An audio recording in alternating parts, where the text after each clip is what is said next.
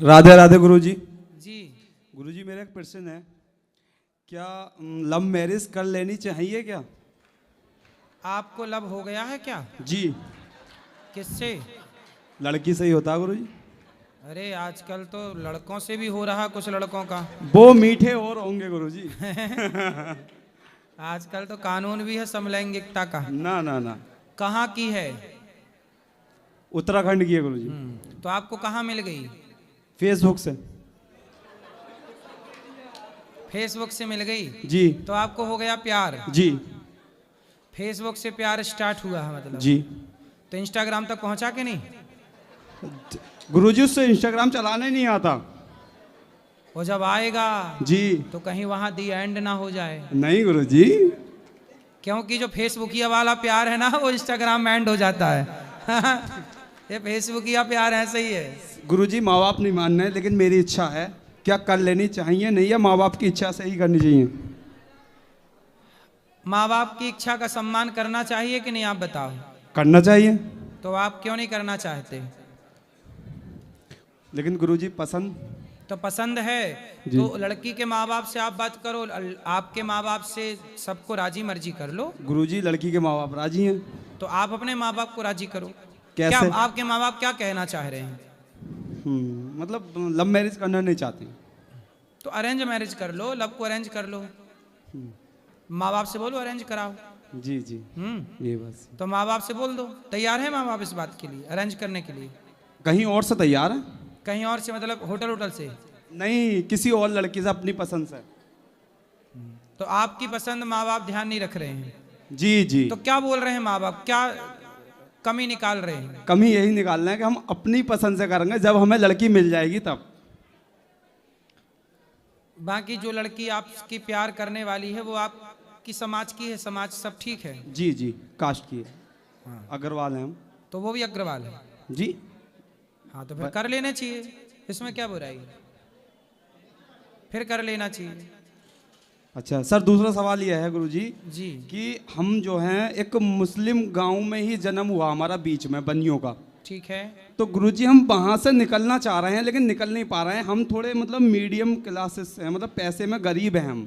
तो आप लोग हिंदू होकर के मुसलमानों के डर से भागना चाह रहे हैं? भागना नहीं चाह रहे हैं गुरुजी। हाँ। हमारे गांव में कोई भी मंदिर नहीं है, सिर्फ मस्जिद है 5। पूजा करने तो हमें आपके 1.5। गांव में हिंदू कितने हैं? हिंदू हमारे सिर्फ बनियों के घर है 4। 4 हिंदू? जी। और बाकी सब मुसलमान? मुसलमान है, जाटव है। तो जाटव और आप अग्रवाल मिलके रहो ना, एक ही मिलके तो हो तुम। वो मांस मदिरा शराब का सेवन करते हैं, हम प्याज लहसुन भी नहीं खाते। कौन जाटव? जी जाटव। तो जाटव भी तो अपने भाई हैं। हम मानते हैं भाई, हिंदू हाँ, मानते हैं उन्हें। आप सब इकट्ठे हो जाएंगे तो आपको भागना नहीं पड़ेगा, और ऐसे ही बढ़ जाएंगे जातों में तो गांव गांव छोड़ के भागना पड़ेगा, जैसे आप तैयारी कर रहे हो। हमें पहले दिक्कत नहीं आती थी, अब दिक्कत आती है हमें। किन से? मुस्लिम लोगों से। क्या दिक्कत है? अब लड़ाई झगड़ा ज्यादा होता है। क्या बात की लड़ाई है?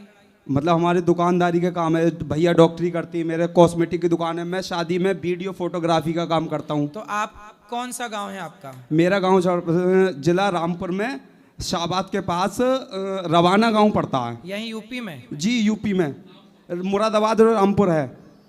तो वहां पे हिंदू मतलब अब भागने की स्थिति में है? नहीं, उस गांव के मतलब कुछ हिंदू हैं परेशान। मेरे तहेरे भाई तो गांव छोड़ के बिलारी आ गए, मुरादाबाद के पास बिलारी पड़ता है। अच्छा एक बात बताओ जी। हिंदुओं से मेरा सवाल है कि तुम काहे अपना गांव छोड़ के दूसरी जगह आ गए, दूसरी जगह छोड़ के फिर कहीं और जाओगे, कब तक भागोगे? मुस्लिम सता रहे हैं, परेशान कर रहे हैं, तो अच्छा है, बेइज्जती कर रहे हैं। नहीं तो आप लोग क्यों नहीं मजबूती से खड़े होकर डट के सामना करते, क्यों नहीं आपने पुलिस को कंप्लेंट की? हिंदू एक ही नहीं है। यही दुर्भाग्य है इस देश का। गुरुजी हिंदू एक नहीं होंगे तो गांव गांव से, गली गली से, शहर शहर से खदेड़े जाओगे हिंदुओं। अभी भी संभल जाओ, समझ जाओ, संगठित हो जाओ, वरना सबको भागना पड़ेगा। हिंदू संगठित न होने का ये दुष्परिणाम है कि अब देखो बोरिया बिस्तर की तैयारी है। भागो जी। जो घर मकान जमीन जायदाद आपने बनाई है वो किसी और के हवाले करनी पड़ेगी आपको। नहीं, अच्छा जब आप लोग भागोगे तो आपका घर मकान जमीन जायदाद कहाँ जाएगी? बेच के जाएंगे उन्हीं मुसलमानों को।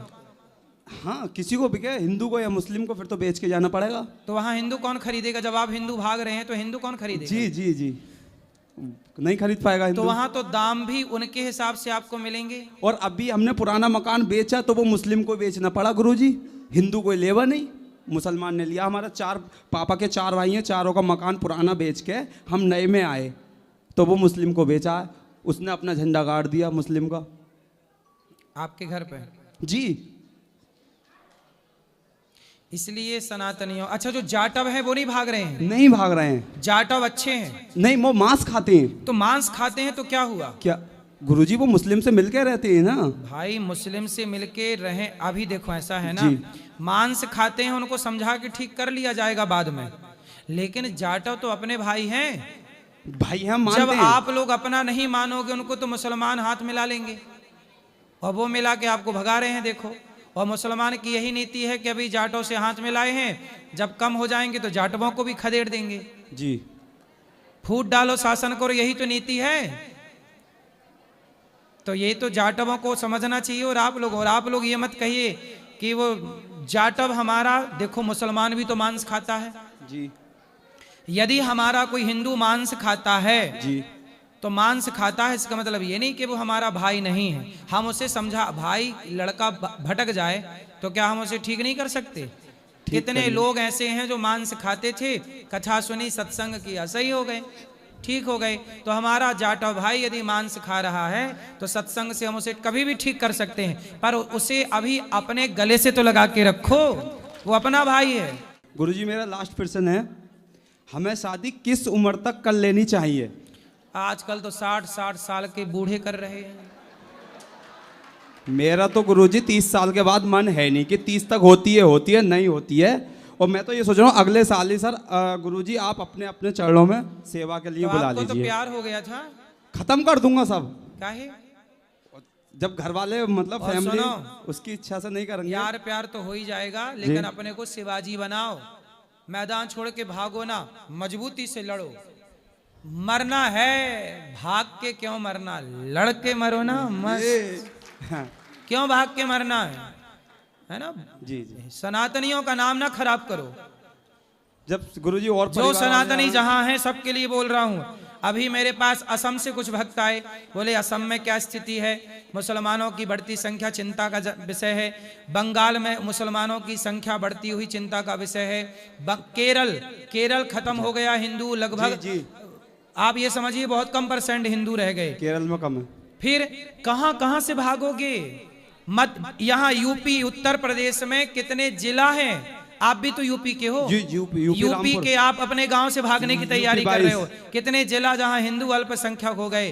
गुरुजी मैं चाहता हूँ वहाँ उस गांव का एक बार हिंदू प्रधान जरूर बने। 50 साल से कोई हिंदू प्रधान नहीं बना, सिर्फ मुस्लिम बनता हुआ आया। तो वहाँ मुसलमानों की आबादी है, कैसे हिंदू तो इन्हें बनेगा? जाटवों को बनना चाहिए ना। हम खड़े होते हैं तो ये लोग वो ये शराब के पौए बांट देते हैं, उन्हें वोट दे जाते हैं मुस्लिम को। इसलिए जाटवों को आप अपने भाई गले लगा के उन्हें समझाओ ना। आप लोग भी तो दूरी बनाए बैठे मैंने हो। कावड़ बेड़ा बनाई थी गुरुजी, उन्होंने आप बिल्कुल अपने साथ नहीं भाइयों दिया। को ऐसा समझाओ कि देखो आपके हित में कौन। देखो एक बात बताएं, जब भारत और पाकिस्तान का बंटवारा हुआ तो हमारे भारत के एक व्यक्ति थे दलित समाज के, मंडल उनके नाम के आखिरी में नाम था, गोपाल। वो पाकिस्तान के सबसे पहले कानून मंत्री बने। जरा सर्च कर लो कानून मंत्री पाकिस्तान के सबसे पहले कौन थे। सुनो, जब देश आजाद हुआ तो जिन्ना बोला मुझे मुसलमान का देश चाहिए, पाकिस्तान बन गया। परंतु जिन्ना के सपोर्ट में एक भारत के हिंदू नेता थे जो दलित समाज के थे। तो उन्होंने कहा कि जिन्ना मैं भी पाकिस्तान चलूं। जिन्ना बोले चलो। जिन्ना उन्हें ले गए पाकिस्तान और पाकिस्तान का पहला कानून मंत्री बना दिया। पहला कानून मंत्री बना दिया जिन्ना ने उनको। और सोचिए, मुसलमान जो कहते हैं कि दलित समाज पे वो अपना भाईचारा दिखाते रहते हैं, पाकिस्तान के सबसे पहले जो कानून मंत्री बने वो भारत के एक दलित समाज के थे, मुसलमानों ने पाकिस्तान से खदेड़ दिया था उनको कानून मंत्री होते हुए। जी। तो ये तो यहाँ भाईचारा दिखाते हैं, पर जब जहाँ मुसलमान देख लेता है कि भाई अब इनसे कोई मतलब नहीं है तो काट देता है। और ये बात हिंदुओं को समझ में नहीं आती। हिंदुओं का भाई केवल हिंदू है, ये याद रखना चाहिए। जी जी गुरु। और दूसरे को अपना भाई बनाओगे तो भाईचारा में भाई ना रहेगा, तुम चारा हो जाओगे। गुरुजी राधे राधे। जी गुरुजी मैं हिमाचल से आई हूँ बोलो। और आपकी कथा से 5 साल से जुड़ी हूँ। गुरुजी मेरा क्वेश्चन है कि औरतें पीपल के मतलब पेड़ में पानी दे सकती हैं हाँ और जोत जगा सकती हैं? हाँ। अच्छा गुरुजी मैं हर साल 7 दिन के लिए कथा सुनने के लिए आती हूँ। 3 साल हो गए मेरे को लगातार। ठीक इधर है। हाँ जी। और आप मेरे गुरु, मैंने आपको ही गुरु बनाया है और कथा ही आपसे जुड़ी, आपकी कथा से जुड़ी थी और आपको ही गुरु बनाया। और मेरे जो उधर गांव की मेरी सहेलियां थी वो बोलती है कि इधर गुरु बना लो हिमाचल में। तो मैंने बोला मैंने जहाँ जिनसे मेरे को मेरे जीवन में बदलाव आया है और जिनसे मैंने बहुत कुछ सीखा है और उन्हीं को ही गुरु बनाना है। तो वो बोलती थी कि लेट हो जाएगी। मैं बोला कोई बात नहीं, जहाँ जब मेरे को टाइम लगेगा जब मैं जाऊँगी और मैं उन्हीं को ही गुरु बनाऊँगी जिन्होंने मेरी ज़िंदगी में बदलाव किया है। घर में बहुत कुछ था पर एक शांति नहीं थी। जब कथा सुनी तो कथा से बहुत कुछ मिला मेरे को। खुश और रहिए। हाँ जी। और जो गुरुजी आपको बुरा बोलते हैं उनका वो आपके भाव को नहीं समझते हैं, क्योंकि आपके बोलने का जो तरीका होता है वो कुछ और होता है और दुनिया जो है वो कुछ और समझती है। जैसे आप बोलते हैं 2 पति हैं तो आप बोलते हैं एक शरीर का पति है, एक मतलब प्राणों का पति है, तो आप ठीक बोलते हैं। पर दुनिया जो है वो आपको गलत ठहराती है। जो इतनी सेवाएं आपने चलाई हुई हैं उनको नहीं देखते और अच्छाइयों को नहीं देखते और कमियों को निकाल देते हैं। पर जो मेरे साथ जो आपके बारे में बुरा बोलता है ना, तो मैं उनका मुंह बंद कर देती हूँ, आगे से वो कुछ नहीं बोल पाता है। क्योंकि हाँ जी धर्म के बारे में मैं कुछ नहीं सुन सकती और आपके बारे में भी मैं कोई बुरी बात नहीं सुन सकती, क्योंकि आपको मैंने गुरु बनाया। और मेरे गुरु को कोई बुरा बोलेगा तो मैं उनका मुंह बंद कर देती, मैं उसी टाइम जवाब देती हूँ, धर्म के बारे में भी और आपके बारे में सही भी। है। हाँ जवाब देना जरूरी है। हाँ जी। जब उनसे कुछ बोला नहीं ईंट का जाता है- जवाब पत्थर हाँ से। जी हाँ जी। नहीं मैं- जवाब दोगे तो आदमी सिर पे चढ़ जाएगा। मैं बोलती देखो उधर वृंदावन में जाके देखो, गौरी गोपाल में जाके देखो कितनी सेवाएं चलाई हैं। उधर इधर वृंदावन में कोई भी ऐसा नहीं है जिन्होंने इतनी सेवा चलाई। गुरुकुल खोला है, वृद्ध माताएं रखी हैं, गौ सेवा है, नंदी सेवा है, बंदर सेवा है, रसोई सेवा है, संत सेवा है, इतनी सेवा चलाई है। वो आप अंधे जाके देखो उधर जाके। मैं हर साल भगवान की कृपा बांके बिहारी की हर साल मैं 3री बार आ गई और 7 दिन के लिए कथा सुन के जाती। बिहारी जी आपको बुलाते रहे। हाँ जी हाँ जी। राधे राधे गुरु। खुश रहिए खुश रहिए खुश रहिए। वो पीछे देना मैया खड़ी हैं। हाँ हाँ एक बैठी रहो, दे दो इनको, दे दो। आ रहे हैं, बैठो। गुरुजी आपके चरणों में सादर प्रणाम। जी राधा रानी और श्री कृष्ण जी के चरणों में सादर प्रणाम। उनकी कृपा से इस भूमि पे आना हुआ। मैं मध्य प्रदेश के एक छोटे से गांव से हूँ। 2 मिनट बस, छोटे ज़्यादा लंबा नहीं बोलो, करूँगा। छोटे से गांव से हूँ, नर्मदा जी के किनारे मेरा वो है। गुरुजी मेरी 2 पुत्रियाँ हैं, ये दोनों ही विकलांग हैं जन्म से। इनकी सेवा का सौभाग्य प्राप्त हुआ है। जी जी बोलो, मेरी बोलो। पत्नी और हम दोनों इनकी खूब सेवा मन से करते हैं। और गुरुजी प्रेमानंद जी की शिक्षा उनसे भी बहुत प्रेरित हूँ। आपसे केवल इसलिए प्रेरित हूँ कि आप हिंदुत्व की बात करते हैं, अच्छी बात करते हैं, सारी समाज को इकट्ठा रहने की बात करते हैं। कालीचरण जी महाराज आपसे इसलिए कि आप हिंदुत्व को जिंदा रखने की बात करते हैं, लड़ने की बात करते हैं। पर मेरा प्रश्न केवल ये है गुरुदेव की, मेरी ये 2 बच्चे, बेटा बैठ जा बेटा। हाँ राधे राधे कर ले। दादा राधे राधे। तो महाराज जी एक प्रेमानंद जी महाराज की बात है कि सब कुछ प्रभु के ऊपर छोड़ दो, जो आगे हो रहा है वो होने दो, उनके चरण में सब कुछ अर्पित कर दो। पर गुरुदेव में उनको सब कुछ अर्पित करने के बाद भी कभी कभी चिंता होती है कि इनका मेरे बाद या मेरी पत्नी के बाद भविष्य क्या होगा। ईश्वर की दया सब कुछ है मेरे पास, धन्य धान सब कुछ है, पर इनकी चिंता होती है तो आगे क्या करूं गुरुदेव, आप होगा। प्रेरणा दें। चिंता ना करिए, भगवान सब व्यवस्था करेंगे। आप छोड़ दिए हैं तो छोड़ दे, पूरा छोड़िए। फिर ये भी मत सोचिए।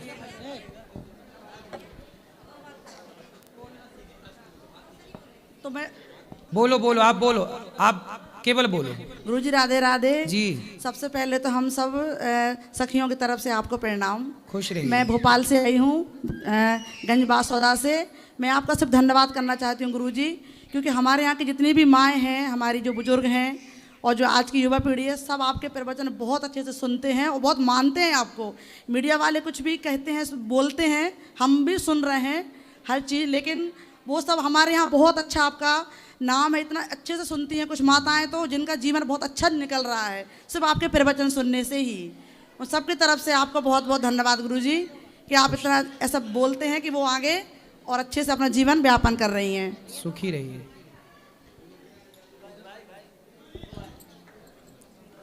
गुरुजी राधे राधे। जी बोल रहे हैं कि हम लोग का कुल देवता हम लोग को पता नहीं है। हम लोग को जो मम्मी जी थी सासू माँ, उनको पता नहीं था। तो रोज रात्रि को सोने से पहले अपने कुल देवताओं से प्रार्थना करिए कि हे कुल देवता, आप हमारे स्वप्न में आकर के अपना परिचय दें। हम भूल गए हैं कि हमारे कुल देवता कौन है। ऐसा रोज करेंगे तो आपके स्वप्न में ही आपके कुल देवता आपको आकर के बताएंगे कि आपके कुल देवता कौन है। जी राधे राधे। गुरुजी मेरा हस्बैंड थोड़ा बात करना चाहते हैं। आप इनसे बात कराइए अभी।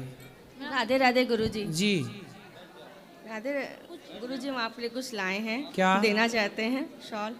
गुरुजी, एक मेरा प्रश्न ये है कि हम जिसको नॉनवेज खाने से मना करते हैं तो वो बोलते हैं कि नहीं, नॉनवेज खाने वालों की क्या लाइन अलग बनेगी, जो नहीं खाएंगे उनकी लाइन अलग बनेगी।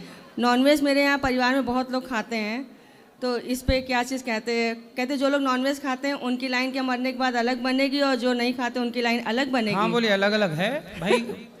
यदि पाप करके मरोगे तो नरक बना है, हाँ, पुण्य करोगे तो स्वर्ग बना है। अलग अलग लाइनें हैं, बोल देना उनको। हाँ, इस तरह से बोलते रहते हैं। गुरुजी आपके लिए कुछ लाए हैं। खुश रहिए। राधे राधे।